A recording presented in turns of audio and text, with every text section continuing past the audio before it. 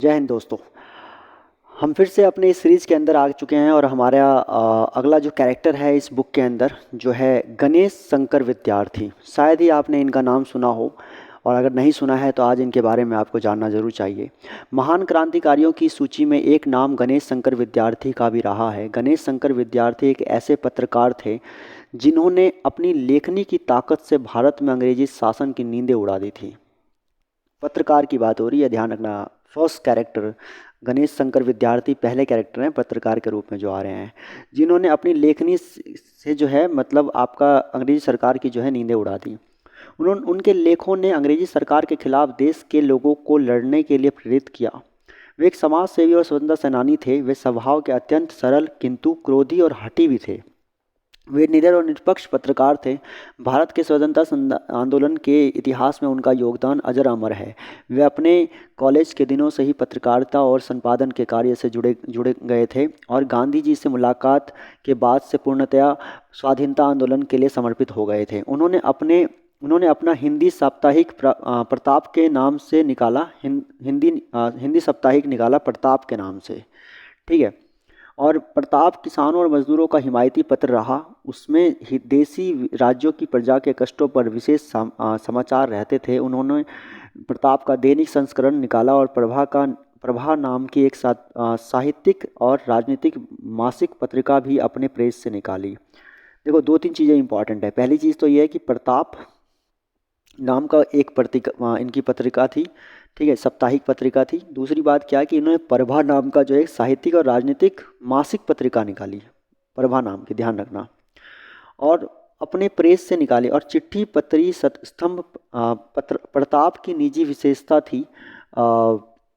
उसके बाद कह रहे हैं कि उन्होंने होम रूल आंदोलन में अग्रणी भूमिका निभाई और कानपुर में कपड़ा मिल मजदूरों की पहली हड़ताल का नेतृत्व भी किया। कांग्रेस के विभिन्न आंदोलन में भाग लेने और अधिकारियों के अत्याचारों के विरुद्ध निर्भीक होकर प्रताप में लेख लिखने के संबंध में ये 5 बार जेल गए, क्योंकि जब उनकी कलम चलती थी तो अंग्रेजी हुकूमत की जड़ें हिल जाती थी। विद्यार्थी स्वयं तो बड़े पत्रकार थे ही, उन्होंने कितने ही नवयुवकों को पत्रकार, लेखक और कवि बनने की प्रेरणा और ट्रेनिंग भी बाकायदा दी थी। उसके बाद अगर हम बात करें जो है आपका अपने जेल जीवन में उन्होंने विक्टर हुगो के दो उपन्यासों ला मिजरेबलिस, उसके बाद 93 का अनुवाद किया। हिंदी साहित्य सम्मेलन के 19वें गोरखपुर अधिवेशन के ये सभापति चुने गए। देखिए, ध्यान रखना, हिंदी साहित्य सम्मेलन के 19वें गोरखपुर अधिवेशन के सभापति चुने गए। और उसके बाद जो है विद्यार्थी जी बड़े सुधारवादी किंतु साथ ही धर्म परायण और ईश्वर भक्त थे। वक्ता भी बहुत प्रभावपूर्ण और उच्च कोटि के थे। ऐसी थी कलम की ताकत कि कुछ बोले बिना भी केवल लिखकर वे ज़्यादा से ज़्यादा लोगों तक अपने देश के हित के लिए विचार पहुंचा पाए, और आधुनिक टेक्नोलॉजी के अभाव में भी लोगों को प्रभावित कर आंदोलन से जोड़े गए। तो ध्यान रखना, गणेश शंकर विद्यार्थी अगर आप इनके बारे में गूगल करेंगे या इनके बारे में यूट्यूब करेंगे तो और कुछ भी आपको बहुत अच्छा जानने को मिलेगा। आई वुड लाइक कि आप ये चीज़ें करें, जिससे कि एटलीस्ट कम से कम जो है आप इनके कैरेक्टर को रियलाइज़ कर सकें। भाई बाल मुकुंद भी बहुत इंपॉर्टेंट कैरेक्टर है। महान क्रांतिकारियों की सूची में एक और नाम गणेश शंकर विद्यार्थी का भी रहा है। गणेश शंकर विद्यार्थी एक पत्रकार थे, इनके बारे में भी हमने पढ़ा, और शायद मेरे हिसाब से लगता है कि मिस प्रिंटिंग हो चुकी है। भाई बाल मुकुंद के बारे में लिखना था, कुछ और लिख दिया, चलिए कोई नहीं। उसके बाद शिरीष कुमार मेहता की बात करें तो 22 साल की छोटी एक पर्सन हमारे बीच में नए क्रांतिकारी हैं जिनका नाम है शिरीष कुमार मेहता। 12 साल की छोटी सी उम्र में जब बच्चे अपने दोस्तों के साथ खेलते हैं, उस समय एक बच्चा देश के लिए अपनी जान से खेल गया। 1942 में जब महात्मा गांधी के अंग्रेजों भारत छोड़ो आह्वान पर पूरे देश में पद यात्राओं द्वारा विरोध और आंदोलन किया जा रहा था, उसी दौरान गुजरात के किसी स्कूल की 8वीं कक्षा में पढ़ने वाला 12 साल का छोटा सा यह बच्चा भी पूरे जोश से पदयात्रा में भाग ले रहा था। भारत माता की जय के नारों के साथ पदयात्रा एक गांव से दूसरे गांव की ओर जा रही थी। बीच रास्ते में ही पुलिस ने इस यात्रा को रोक दिया और उस समय सीरीज के हाथ में राष्ट्रध्वज था। पुलिस ने पदयात्रा में शामिल लोगों से यात्रा को ख़त्म करने को कहा, लेकिन उस बहादुर बच्चे ने आदेश की अनदेखी कर भारत माता की जय, वंदे मातरम के नारे लगाना जारी रखा। इससे अंग्रेज अधिकारी गुस्से में आ गया और गोलीबारी का आदेश दे दिया। पुलिस वालों ने जब पदयात्रा में मौजूद बच्चियों की और बंदूक तानी तो उस सीरीज ने ललकारते हुए कहा, गोली मारनी ही है तो मुझे मार। उसकी ललकार से बौखलाए पुलिस अधिकारी ने 2 गोलियां दाग दी जो सीरीज की छाती में लगी और वह गिर गया। खिलौने से खेलने वाली उम्र में 12 साल के छोटे से बच्चे ने देश पर अपनी जान कुर्बान कर दी। वह बहादुरी के साथ बिना किसी डर के अंग्रेज पुलिस की बंदूक के सामने खड़ा हो गया। देशभक्ति की भावना के आगे उसने अपनी जान की परवाह भी नहीं की और देश के लिए शहीद हो गया। क्या आप श्रीश कुमार मेहता को जानते हैं? नहीं जानते तो पढ़िए उनके बारे में। अगला कैरेक्टर हमारे बीच में है गुलाब कौर। भारतीय स्वतंत्रता संग्राम में वीर स्वतंत्रता सेनानियों के साथ कंधे से कंधा मिलाकर चलने वाली कई वीरंगनाएं रही। जैसा कि पहले पढ़ चुके हैं, राजकुमारी, आपका जो है दुर्गा भाभी, Rajkumari, I am being able to recall the name. उसके बाद क्या कहते हैं, आपका काफ़ी सारे मिले हैं, अभी देखता हूँ। लक्ष्मी सहगल मिली, बीना दास मिली, राजकुमारी का नाम सबटाइटल में देख लो जरा सा क्या है, राजकुमारी गुप्ता। तो आपने देखा कि आपको जो है दुर्गा भाभी मिली, राजकुमारी गुप्ता मिली, उसके बाद जो है बीना दास मिली, बीना दास का लक्ष्मी सहगल मिली, और अब की बार हमें कौन मिली है? अब की बार हमें मिली है दैट इज़ गुलाब कौर। तो भारतीय स्वतंत्रता संग्राम में वीर स्वतंत्रता सेनानियों के साथ कंधे से कंधा मिलाकर चलने वाली कई वीरंगनाएं भी रही है। उनमें से ही एक वीरंगना थी गुलाब कौर। उन्हें स्वतंत्रता आंदोलन में सबसे महत्वपूर्ण महिला के रूप में माना जा सकता है, क्योंकि उन्होंने विदेशों में भारतीय प्रवासियों को एकजुट किया और देश में आज़ादी के आंदोलन में शामिल होने के लिए तैयार किया था। वे लोगों से वापस अपनी मातृभूमि लौटकर आज़ादी की लड़ाई में शामिल होने के लिए अपील करती थी। उनका एक किस्सा आपको बताते हैं। हांगकांग में रोज़ प्रवासी भारतीयों की बैठकें होती थी। जो भारत के प्रवासी जो वहाँ पर रहते थे उनकी मीटिंग होती थी। हांगकांग चाइना के अंदर है, ध्यान रखेंगे, जिनमें गदर पार्टी के नेता भाषण देते और आज़ादी की लड़ाई में शामिल होने की सबसे अपील करते। भाषणों के बाद एक महिला उठती और सुरीले और जोशीले स्वर में गदर की गूंज कविता की पंक्तियां पढ़ती। गदर की गूंज।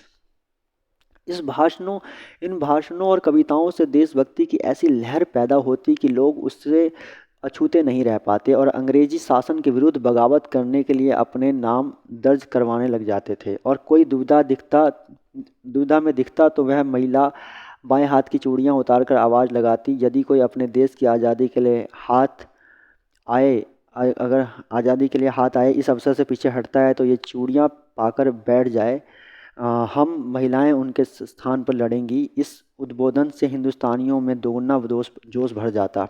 आंदोलन में शामिल होने के लिए जब उनके पति ने मना कर दिया तो गुलाब कौर ने देशभक्ति को चुना और पति को छोड़कर देश की आज़ादी के लिए आंदोलन में निकल पड़ी। गुलाब कौर को मत भूलिएगा आप लोग। वे बहुत दिलेर और साहसी थी और चतुराई से अक्सर पुलिस को चकमा दे देती थी। इससे वे गिरफ्तारी से बच जाती और अपनी पार्टी के सदस्यों को भी बचा लेती थी। आखिरकार एक दिन बीबी गुलाब कौर को पुलिस ने गिरफ्तार कर लिया। उनके खिलाफ राजद्रोह का मुकदमा चला और 2 साल की कड़ी सज़ा सुनाई गई। उन्हें लाहौर की जेल में डाल दिया गया और जेल में भी उन्होंने अन्य कैदियों के साथ मिलकर फिर से न्याय के लिए आवाज़ उठाई। इससे जेल के अधिकारी आग बबूला हो गए और उनके साथ अमानवीय व्यवहार किया गया और उन्हें अनेक यातनाएं दी गई। उन्होंने समय समय पर अनेक मुसीबतों का सामना किया और यातनाएं सही। वे चाहती तो अपने पति के साथ आरामदायक जीवन व्यतीत कर सकती थी, परंतु देश के हित के लिए उन्होंने लोगों का एकजुट होना जरूरी माना और अपना योगदान देना जरूरी समझा। उन्होंने नहीं सोचा कि मैं एक अकेली महिला क्या करूंगी, कहाँ जाऊंगी, कैसे रहूंगी। देश के हित के लिए अपने स्वार्थ के बारे में नहीं सोचा और मजबूती से डटकर हर मुसीबत का सामना किया और क्रांति लेकर आई। ये थी गुलाब कौर। ध्यान रखेंगे इनके बारे में। इसी तरीके से एक महिला और है जिनका नाम है रानी गाइडिनलियू। ध्यान रखेंगे। गाइडिनलियू जो है वो भी बहुत ही इंपॉर्टेंट कैरेक्टर है। पढ़ते हैं तभी जान पाएंगे इनके बारे में, ठीक है। कि आज यह सोचने में भी अकल्पनीय लग सकता है कि लेकिन आज़ादी का जुनून ऐसा था कि इसके लिए बच्चे बूढ़े जवान सब एक जैसे जोश के साथ जान हथेली पर रखकर निकल रहे थे। सुदूर पूर्वोत्तर भारत के नागा क्षेत्र में महज 13 वर्ष की एक आदिवासी लड़की गाइडेलियो अपना बचपन छोड़कर अंग्रेजों के खिलाफ लड़ाई में न सिर्फ उतर पड़ी, बल्कि बहुत जल्दी पूरे इलाके में इस लड़ाई का नेतृत्व भी करने लगी। 13 वर्ष की उम्र में आजकल बच्चे सामान्यतः अपनी स्कूली जीवन में मित्रों के साथ पढ़ाई लिखाई और खेल कूद में व्यस्त रहते हैं, लेकिन उसी उम्र में गाइडेलियो में अपने समाज और देश के लिए इतना जज्बा और जुनून था कि वह क्रांतिकारी बन गई।